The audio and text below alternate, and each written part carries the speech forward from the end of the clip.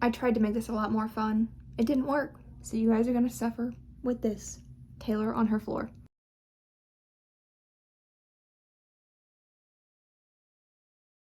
But first, kaiju history. We as a class have discussed a lot about themes and allegories, and this is something that I wanted to implement in my project.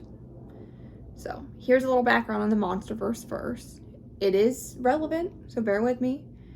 The original King Kong came out before Godzilla, but it was stated to not have any deeper meaning than it's a big monkey, so we're going to focus on Godzilla because he does.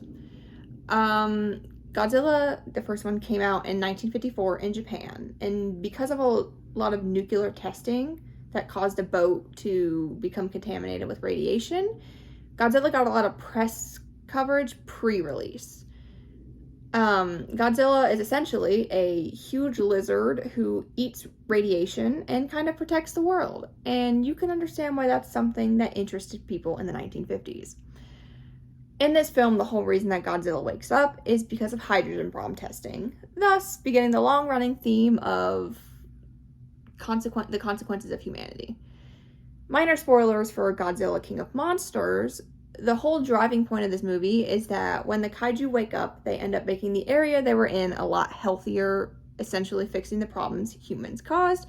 And that idea kind of interests me, like the idea that something's very scary and monstrous and big, and it's actually fixing the problems that we have created. Now, why is it relevant? Why pick this?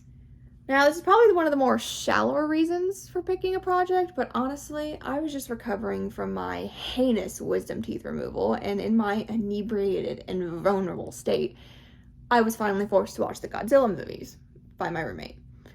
I had only seen the old Godzilla and King Kong movies. I'm a Kong girly here. And so, no, I had to watch them all. Now, this was around the time that this project was due. It really snuck up on me severely, as in it was the night before it was due, and I happened to check Carmen and remember that it existed. So my roommate and I were discussing what to do for it. And we began to talk about how Godzilla movies kind of have the same, overlapping ideas of what we've talked about a bit. Mainly the idea of overarching themes that are commenting on something within our world. And so we started the discussion on how Godzilla is a commentary on what humans have done to Earth. It was a very long talk. Then honestly, it just seemed really fun to create my own monster and write in science reports and news articles. My roommate was also way too excited to pump the brakes at this point. It was done. One downside is that I think people were talking about how they could publish what they wrote, but that's not really something I can do unless I just submit it to Warner Brothers.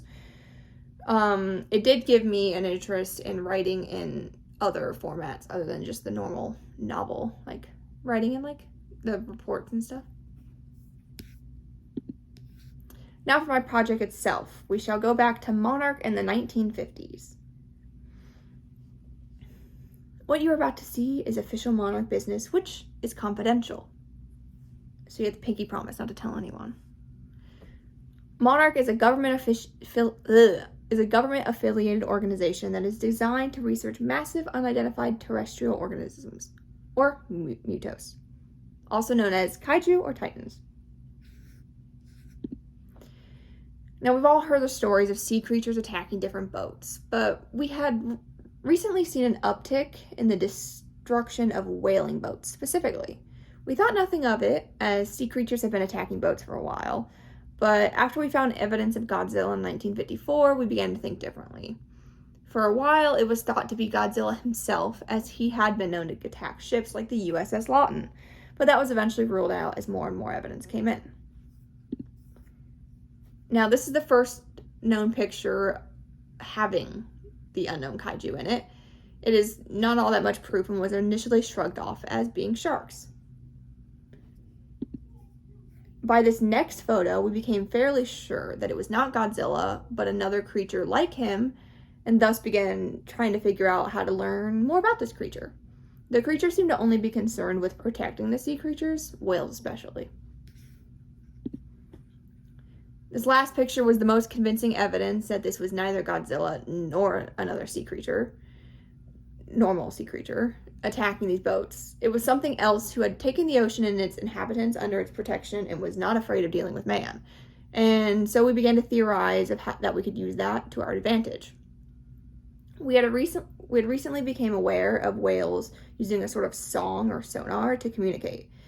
We theorized that this is how she knew when the whales were in danger, and so we devised a plan to use this to lure the creature somewhere away from people in order to study it, and it worked. We had weapons ready just in case the creature became hostile, as Godzilla seemed to get, but we did not need them. The creature seemed to have no need for violence since no animals were in danger. Now we began trying to do tests. We were very cautious at first since we had no idea if this creature would become hostile at any point, but she was very content to let us study her. We had determined that she was female by this point. We were not able to get a good picture, but this was the first sketch some of our scientists did with their best estimates of her size. They even drew a 6-foot-tall man beside her for reference, and well, it shows how large she really is. She seems to be very intelligent, and she has seemingly picked her favorite of the group, which is very interesting to see. The scientists have begun calling her Kujira, which is just whale in Japanese. I don't know if it's going to stick yet. As of now, this is the closest we have to a full picture of her. It's just a color drawing of her. She still seems content to let us research her and only really does anything whenever she senses creatures in danger. She does not seem concerned with Godzilla, and unlike how we've seen Godzilla with other kaiju, he seems content to just let her be. The other government officials studying Godzilla are still trying to kill him with bombs, which we were very concerned that she would defend him, as we've seen her do with other animals, but funnily enough, she didn't seem to care. She seemed aware that it was happening. Like, they could communicate, but she just could care less. In other news, she does not seem to be happy with the growing trash in the ocean, as just last week she decided to scoop it all up in her mouth and dump it on the coast of Florida before leaving. Can't say I blame her.